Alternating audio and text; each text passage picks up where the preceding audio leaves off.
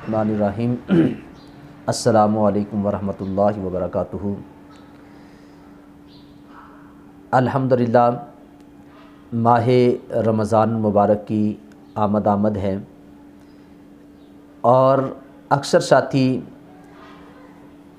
روزوں کے حوالے سے سوال کرتے رہتے ہیں، پوچھتے رہتے ہیں، اور کچھ سوال ایسے ہیں کہ جو بار بار پوچھے جاتے ہیں۔ تو میں نے یہ ضروری سمجھا کہ میں ایک چھوٹا سا کلپ اس پر بناؤں کہ چلو یہ پیغام سب تک پہنچے گا، جو دیکھے گا، جس کو اس مسئلے کا نہیں پتہ تو اسے بھی اس مسئلے کا پتہ چل جائے گا۔ تو وہ چند ایک چیزیں کیا ہیں کہ جن کے متعلق اکثر سوال کیا جاتا ہے۔ لوگ اکثر یہ سوال کرتے ہیں کہ روزے کی حالت میں کیا ہم تیل لگا سکتے ہیں؟ جی بالکل، آپ روزے کی حالت میں تیل لگا سکتے ہیں، بلکہ آپ مالش بھی کر سکتے ہیں۔ تیل لگانے سے روزے کی صحت پر کوئی اثر نہیں پڑتا، بندے کا روزہ بالکل ٹھیک ہے، تیل لگانے سے روزہ نہیں ٹوٹتا، لگا سکتے ہیں۔ دوسرا سوال اکثر ساتھی یہ بھی کرتے ہیں، کیا روزے کی حالت میں ہم آنکھوں کے اندر سرما ڈال سکتے ہیں کہ نہیں؟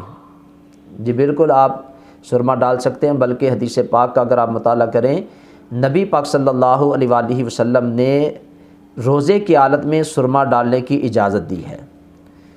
ہاں، آپ ڈراپ نہیں ڈال سکتے کہ جو آپ آنکھ کے اندر ڈالیں گے اور وہ اس کا ذائقہ حلق کے اندر آئے گا تو اس سے بندے کا روزہ ٹوٹ جاتا ہے، لیکن سرما لگانے کی نبی پاک صلی اللہ علیہ وسلم نے خود اجازت جو ہے وہ عطا فرمائی ہے۔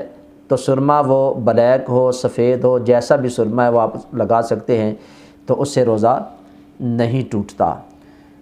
ساتھی یہ سوال بھی کرتے ہیں، اور یہ سوال ایک ساتھی نے کل مجھ سے پوچھا بھی، وہ کہتے ہیں کہ مسواک کرنے سے کیا روزہ ٹوٹ جاتا ہے؟ اور پھر انہوں نے یہ بھی کہا کہ کسی نے مجھے یہ کہا کہ زوال کے بعد اگر کوئی مسواک کرتا ہے تو اس بندے کا روزہ ٹوٹ جاتا ہے۔ بھئی روزے کی حالت میں مسواک کرنے سے روزہ نہیں ٹوٹتا، وہ آپ صبح کے وقت کریں، دوپہر کے وقت کریں، شام کے وقت کریں، زوال کے بعد کریں، جس وقت بھی آپ مسواک کریں گے تو مسواک کرنے سے روزہ نہیں ٹوٹتا۔ بلکہ میں یہ ساتھیوں سے گزارش کروں گا کہ اسے نماز کے وقت کریں۔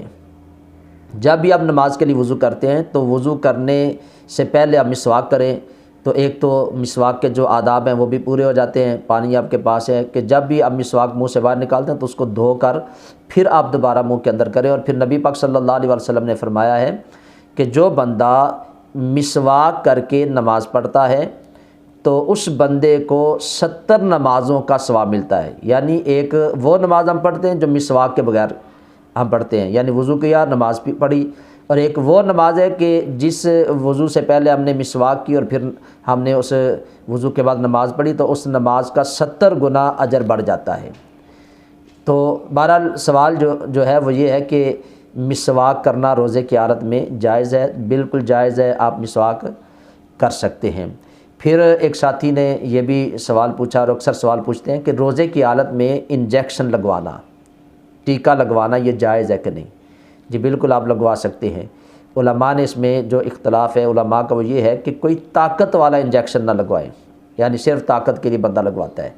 اگر کسی کو کوئی مرض ہے، کوئی بیماری ایسی ہے کہ انجیکشن لگوانا ضروری ہے، تو وہ بالکل انجیکشن جو ہے وہ روزے کی حالت میں لگوا سکتا ہے۔ پھر بھائی نے یہ ایک سوال کیا کہ روزے کی حالت میں جو ہم ٹوتھ پیسٹ کرتے ہیں تو کیا ہم یہ کر سکتے ہیں؟ جی بالکل آپ کر سکتے ہیں، لیکن اس میں احتیاط جو ہے وہ ضروری ہے کہ اگر آپ کو اس بات کا خدشہ ہے، ڈر ہے کہ ہم پیسٹ کریں گے تو اس کا کوئی ذرہ، اس کا ذائقہ حلق سے نیچے اتر جائے گا، تو اس صورت میں اس بندے کا روزہ ٹوٹ جائے گا۔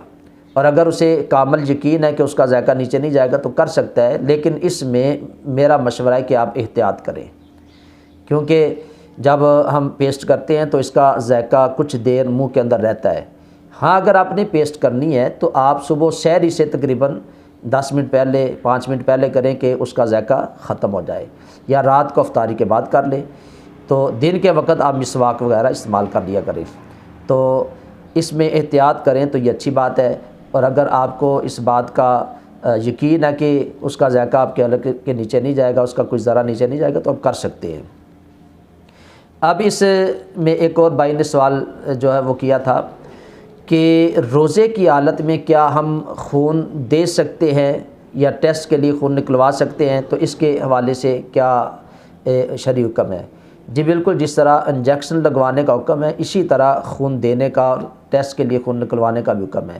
ہاں، اس میں اس بات کا ہم نے خیال رکھنا ہے کہ اگر کوئی بندہ روزے کی حالت میں ہے تو وہ کسی کو خون دیتا ہے، اگر خون دینے سے اسے پتہ ہے کہ مجھے کمزوری لاحق ہوگی اور میرا روزہ پورا نہیں ہوگا، تو اس صورت میں اسے اس سے پرہیز کرنا چاہیے۔